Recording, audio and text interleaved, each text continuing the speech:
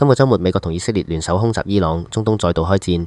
而家已係第3日，全球股市急跌，但油價爆升13%。Brent 原油突破每桶82美元。問題核心係全球有20%石油同20%天然氣靠荷姆茲海峽運出。伊朗一旦封鎖，Wood Mackenzie 警告油價隨時衝破每桶100美元。咁同你有乜關係？大有關係。油價升，香港的士費、巴士票、食物、電費全部跟住升。分析指通脹可以再推高0.7%，你荷包直接縮水。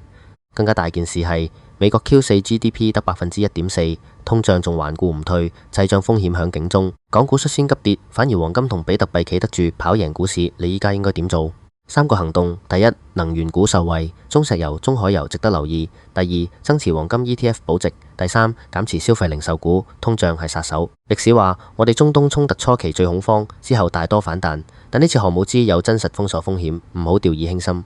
我係斜槓爸爸阿寶。